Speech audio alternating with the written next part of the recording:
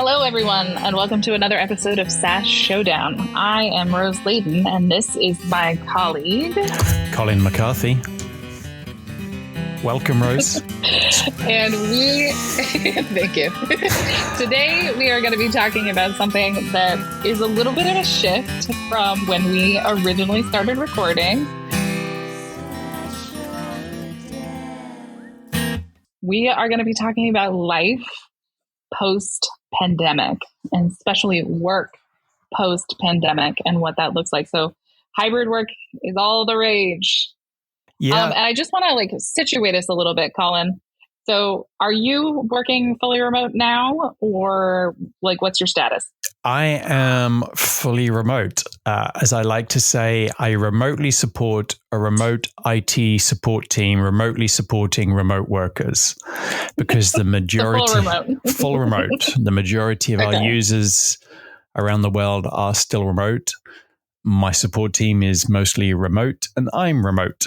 I've been into the office this year once, but that was the first time in 4 or 5 months. And is your organization pursuing a hybrid model, or are they doing remote first? Undeclared, I think, would be still undeclared. Would be the politically correct, corporate correct. It's hybrid is certainly the way forwards. And some locations are more open than others. London in England has opened, earlier than other parts of the world, and there's more people returning to work. So that's or returning to the office. So it's more of a traditional environment, but there's still maybe anywhere between 40 and 60% of people that are still working remotely. So it's a balance, and there isn't, in a global organization, even national organizations, I don't think it's easy to have one policy or practice to fit everybody, because each location is different. And also in the last year, I know a lot of companies have started to hire, outside of those geographical areas. So even though the office may be returning, people may be returning to the office and the office is open, if you have onboarded a lot of people in other regions, remote is still how they operate. And there's a lot of what we do in SaaSOps and administration that has to take that balance into consideration. And obviously that's what we'll try and discuss today. Yeah.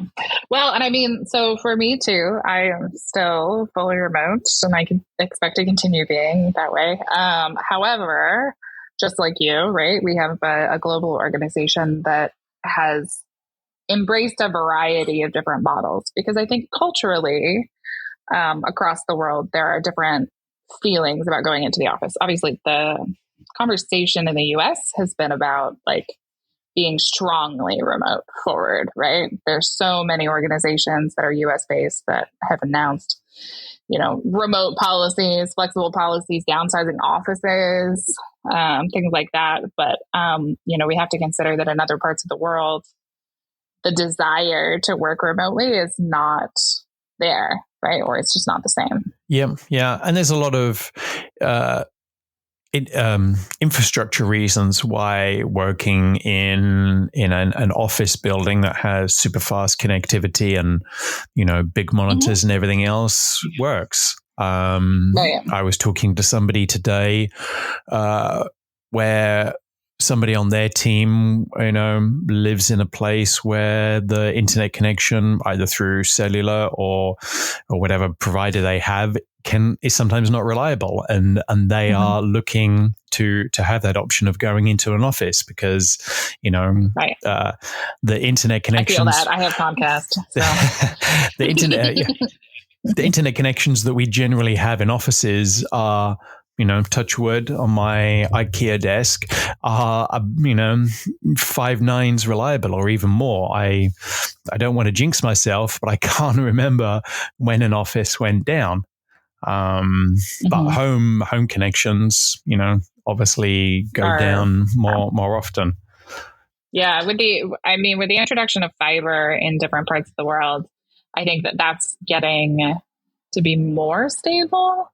But like, there's still so many places in the world that don't even have internet, and of course, that middle ground area of places that have not fiber or not reliable high-speed internet is still, that's still very prevalent. So in those cases, yeah, an office would definitely be preferable. Yeah. And then when you have half of your workforce or a percentage of your workforce in the office and then a percentage remote, how do you provide adequate support for them? Do you have what percentage of your support team, do you have on site? Do you need on site to do those remote things, to do those on-premise, support functions on people's devices? And then if people are remote, what remote access tools do you give them access to so that they can provide support for people who are also remote or maybe in the office if you're not in the office? Right. So let's talk about what concerns do you see with the hybrid model, right? This half office, half remote model, specifically as it relates to SaaS. Like, what are the differences that we're seeing?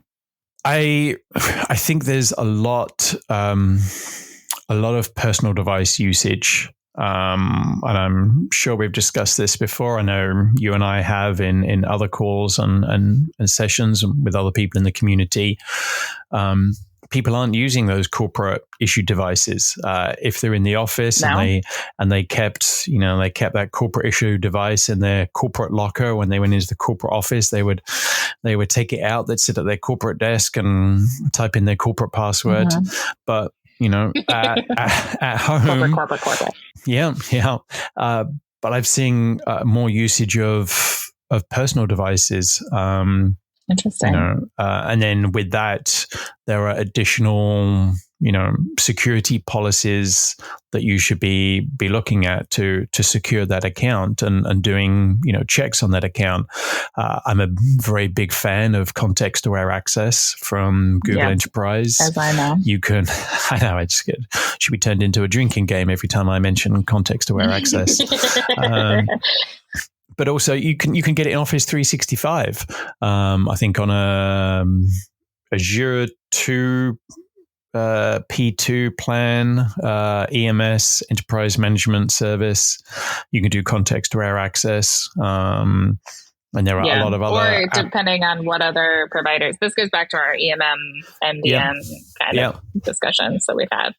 Just so that people know, context-aware access is checking the device that the account is logging into.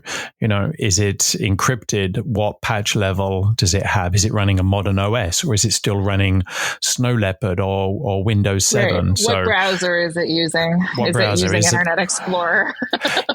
Yeah. What version of the browser? There's a whole, depth you can go into. And some of the basic things should be, a modern patchable OS, one that's still supported and has an encrypted, hard disk. A lot of people might be using Windows 10 Home, for accessing corporate data. Windows 10 Which Home doesn't have BitLocker. Does not have BitLocker. So any data that's downloaded, company data that's downloaded, potentially is insecure. And I don't think Mac drives are file vault encrypted by default. No. You have to turn that on. Yeah. So you can use pieces of software to put those checks in place, which then verifies that the account is accessing on a secure device. And there are other ways where you could even force MDM onto that application, onto that device, but then it's more of an maybe not intrusion's the right word on that personal device, but it's more of a management function. Mm-hmm. For organizations, I guess, that have maybe a more traditional structure where you have networks that people are connecting to, or like you have the type of environment that doesn't support being able to log in on your personal device. I think from our part, we're seeing people lose things a lot. right? And seeing people like forget their laptops at the office because they were there one day, right? Yeah. Or they forgot their charger at the office and they're not expected to be back in for 2 weeks or longer, right? And that's a cost. That's a significant cost to an organization when you scale it up. Yeah. And so, I mean, I think there are a lot of companies out there that may be thinking, you know, like, well, we just don't want to allow access on personal devices. But when you're looking at facilitating a hybrid workforce, it doesn't necessarily make sense to block that access because you really do have to meet people where they're at, but you don't have to compromise your security for it. Yes. Yeah. There can be a balance because if somebody traditionally 2019, somebody is in the office and they drop their laptop, they break the screen, they quickly walk over to the IT tech bar, whatever you have, and you say, you know, sorry, I've broken my laptop. Can I have a replacement? IT may or may not curse under their breath or even openly and give that person a new laptop. If that person is remote and the same thing happens and they have broken their laptop, they have to issue a new laptop they and have ship it out to them. You know, even if you do it at 9 o'clock in the morning and IT is at a location where they have a spare device and can, you know, give it to UPS or FedEx and ship it to you the next day, you're still without that device for you're still without a device that you can use to do your work for 24 hours. So, you know, do you then open so this it up? idea of restricting access on personal devices means that your employees are losing productivity time. Potentially, they're losing productive hours. Unless you issue everybody with a tough concern. book. Yeah, and that's both like a business concern and I think an employee experience concern because, you know, there are people who enjoy doing their jobs and most people feel fulfilled when they feel like they can do their job like without interruption. And, you know, if they're losing a day or sometimes longer, right? Some companies don't overnight laptops. Overnighting a device is very expensive. It can, unless you can have a high volume and can negotiate with FedEx really well. So not only are we incurring the high cost of having to replace these devices remotely, but we're also incurring some more costs in terms of productivity. And as we move into hybrid, that doesn't go away, right? That cost doesn't go away just because people are starting to come back into the office. Because in my experience, at least, like we found that we may not be replacing laptops as often or having to ship laptops as often because people can come into the office. But not only do we have more remote employees now, but we also, you know, people are having to replace other things. The peripherals, like chargers, chargers, devices, things like that, because, you know, they're losing them. They're like transitioning between office and home and forgetting things. Yeah. And OEM charger is anywhere between, you know, $30 and $90 depending on the manufacturer. So yeah, that is a cost for people to be aware of. Not only physical cost, but also in a time cost for IT staff to, you know, give the person a new device, order additional spares, you know, and it can be mice or headsets, USB headsets, etc. I know there's a lot of solutions out there for vending machines where you can just, you know, tap in a few buttons and instead of getting your Sunny D or your Diet Coke, you can get a USB headset or a microphone. Well, and we have the remote version of that for security keys, which is we have a Google form. You just fill it out and a security key is shipped to you. That's very nice. And so that's an example of, like how, but the thing is, you know, we have to be okay with some amount of waste there, right? Like, people are ordering things and ordering replacements for things that they may not have needed replacements for 2-3 years ago, or even a year ago, right? When they were kind of like singly located in one place. Yeah. The other, solution that some companies would probably do would allow the end user to source their own replacement devices and then, expense it through the finance system that they have, which obviously is a way of processing all of that. I guess one thing too is that it doesn't matter how you get replacements, right? Especially though with devices, you want to make sure that you either have a way to wipe that device securely and remotely, or they're going to have to send those devices back, right? To have somebody from IT do it. And that's part of where like you really do need to change your model if you're a company that is only really allowing corporate devices, because you can't just switch to allowing people to use their personal devices, right? Like you have to take into consideration the fact that now they're going to have data on their laptop that is considered corporate. And so you have to be able to manage that data remotely. Yeah. Depending on the context of our access program that you have, you can restrict, some functions like downloading or using applications like OneDrive or Google Drive on non-corporate devices, so that there's less likelihood that large amounts of corporate data are going to be synced to a non-company device. You can put those sort of controls in place. But yeah, as we've said many times in this change to hybrid working, we've become very much a logistics department as opposed to an IT. We should really be IT and logistics, because we actually are. Yeah, we did spend part of our IT team off into IT logistics. Right.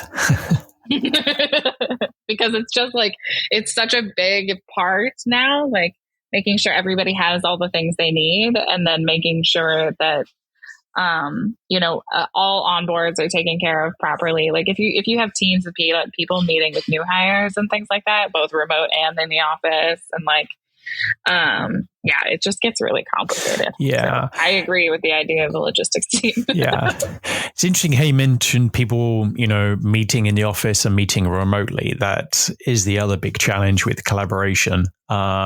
Certainly with the AV systems, the Teams, the Polycoms, the Logitechs, the Zoom units, the Google Meet. Thankfully, there has been on Google Workspace, there's been a lot of work to do companion mode. So, you can run that on your laptop if you are in a meeting room where you get, access to raise your hand or respond to the chat. I was going to say, yeah. So it seems like, pre-pandemic, when a lot of people were in offices, conference rooms were basically, a room, a camera that could see the whole room. Yeah. And a mic that can pick up sound for the whole room. But it seems like now we're really getting into these finer details, because everybody's used to this sort of tiled window that has every single person at the same sort of scale, right? And so now, when we have people going into the office, 4 or 5 people in a conference room, they're tiny. They're very small. And they can't participate in the same way, right? Yeah. They can't raise their hand. Yeah, and not everybody is in that conference room as well. Right. If you had so the people who are still at home versus the people who are in the conference room are having a very different experience. Yeah, and I know there's been a lot of development. We've looked at and tested out some of the Logitech bars. I can't remember the name of them. It's escaped me at the moment. But they'll have a focus feature, a follow focus, where they'll follow the camera will pan to the movement, so that instead of it showing the whole room and just tiny little stick figures, it will zoom in and show the actual person. I know there's pre-pandemic, I had used something called Owl meeting cameras, which basically will take you put it in the center of a table. And it does basically a panorama of everyone in there, and will like adjust the camera view to whoever is speaking at the time. It's just it can be a kind of a strange experience. Talking to Logitech, the Logitech one is called Rally Bar, and I had a call with Logitech about some of the technology, and they can be too much movement in some of those cameras if it's always following who's speaking. So sometimes that technology, or if it's just following, if it's just following movement. I've seen issues with some of those where if you have a conference room with glass walls, it will pick up people walking by the room, which of course is not helpful at all, right? I hope that one day the design aesthetic of glass meeting room walls will go away, because they are terrible for sound quality. They're absolutely terrible for sound quality. They're very difficult for like white balance, because they often have, light beaming through, and then the other part of the room will be dark and the camera just doesn't know what to do. It's, flashing on and off, or constantly trying to change its exposure. But yeah, this, I think that's probably the biggest challenge. The technical stuff, I think IT professionals have got down. We've managed the logistics. There is SaaSOps, an automation that's available. As you say, you've got the Google form that people can complete and they can get a security key. I know there's other companies that have got ticketing systems where new hires put in their email address and their personal email address and their shipping address, and then a device will get sent. A device will get sent to them, and then they just sign in with their corporate identity, and it will already be on. It will already know that it's auto provisioned to that corporate identity, and it will download all of the packages. That stuff is very much fixed, but the collaboration part, which is the real, crux of the employee experience, certainly around whiteboarding, writing something on a dry whiteboard when you're in the office, and everybody's standing around it, is still relatively difficult to replicate in this hybrid virtual world. Well, and the thing is too, is I think, we transitioned everybody to remote. And I think, a lot of tools popped up and a lot of tools sort of came to the forefront to help deal with those problems. The interesting problem for me is that, right, when you send some people back to the office, we want to make sure that people are having a similar experience, if not the same experience, right? And so the question is, do we continue to use these things that everyone used remotely and then just force these people in the office to kind of act as though they're remote, right? Which is a model that I've seen touted in some places, or is there a better way, right?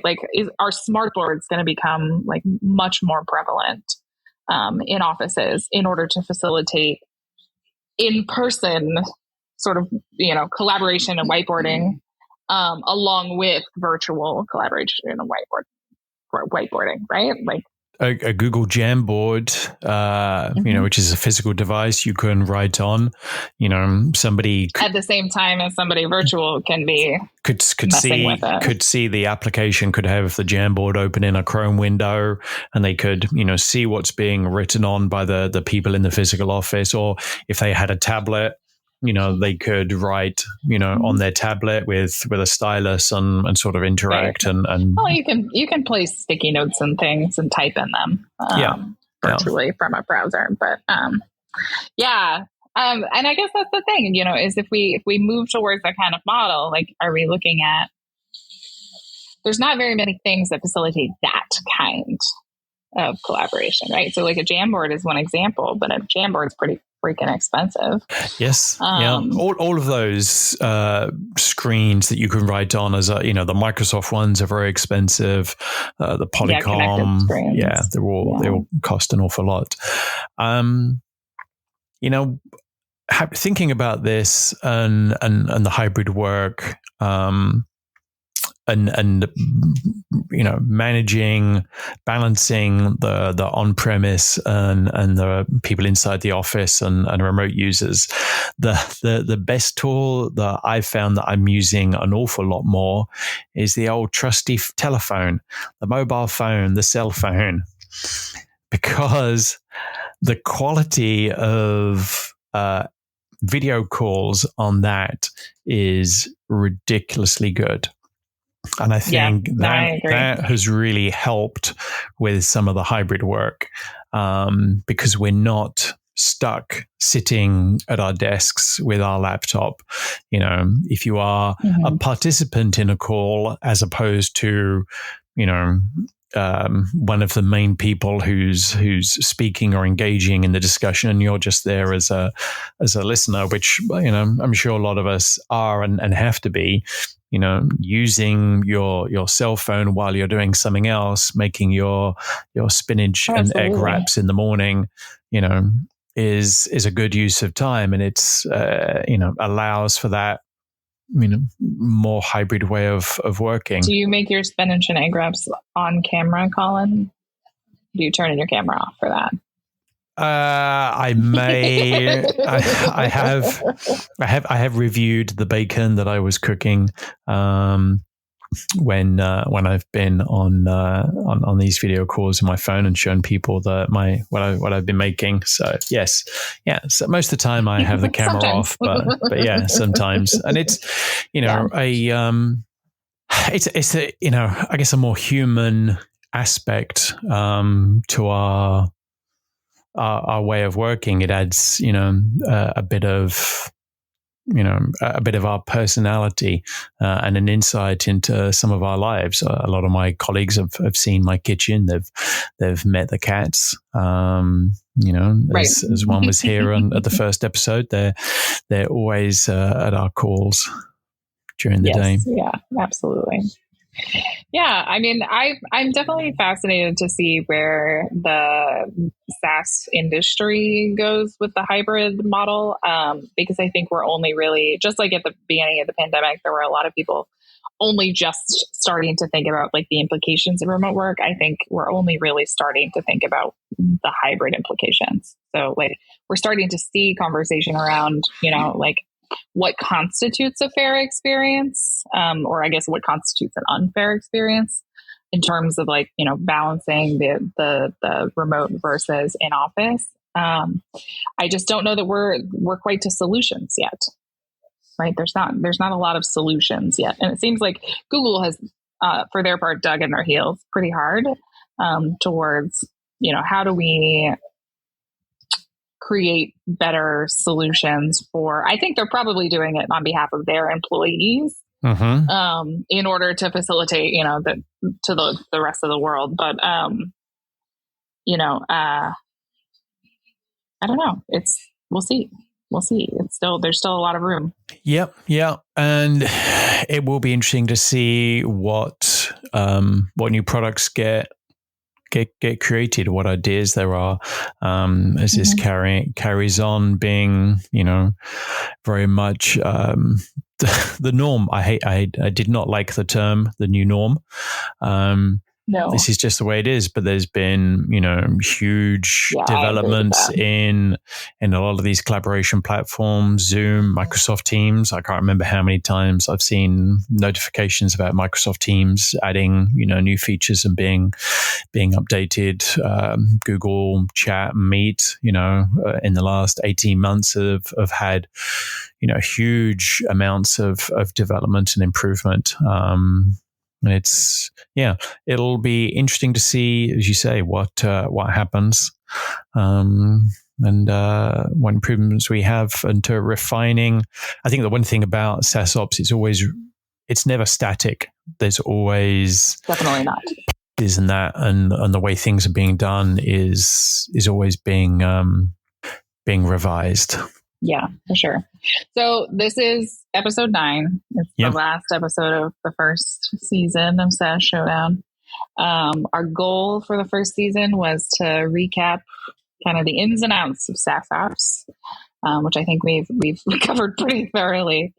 I guess if you had to leave one closing thought for IT professionals, SaaS ops professionals, what have you, as we go into the future, right? What would it be? One closing thought? Yeah. Advice. That is stuff to look out for. What do you think? That is very good question. I'm just looking at the list of all of the subjects that we've gone over. So somebody going new into an organization that is traditional and potentially doesn't have the utopia experience of being beyond corp and having a single source of truth and having, IAM, identity access management, all sorted, has all the deprovision sorted, and you don't know where to start, and it might seem overwhelming. We were all there once, and it's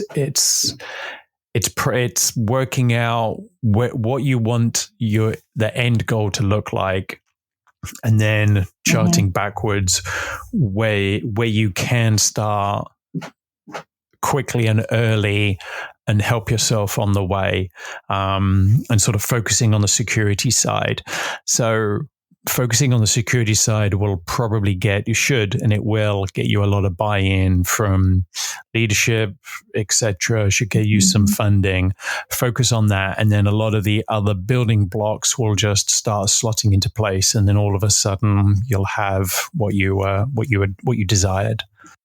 Yeah, I think that's true. Especially if you're experiencing resistance, it's a lot better if you focus a little bit less on making your life easier and actually focus on security improvements, because I think making those arguments are going to be a little bit stronger. My closing thought for this season is, don't forget what you were going to do at the end of 2019. So I think a lot of us had projects slated. A lot of SaaS companies had things on their roadmap. Those things didn't go away just because you didn't deprioritize them right in the wake of the pandemic. And I think as we return, I don't want to say return to normal, but return to, not thinking about this as a temporary stage of our lives. I think we, return to the idea of normalcy. Like, don't forget what you were going to do. Those things may still be important. That is very, very good. Definitely revisit them. Yes. Google Tables. Oh my God, I completely forgot about that. Yes, that is the problem. So many of those plans for 2020 probably got shelved because we were just fighting fires for such a long period of time, I think. So, yeah. All right. Well, it has been, great chatting, discussing all of this stuff with you, Rose. I've really enjoyed and appreciated the discussions for the last 9 episodes. Definitely a pleasure. And we'll see you for season 2. Yes, we will. Thank you very much, Rose, and everybody else. See you guys. Produced by the Tab Geeks Network. Enjoy all of our shows on YouTube at youtube.com/tabgeeks. Join our exclusive, free, no sponsors allowed Slack community and sign up for our newsletter at tabgeeks.com.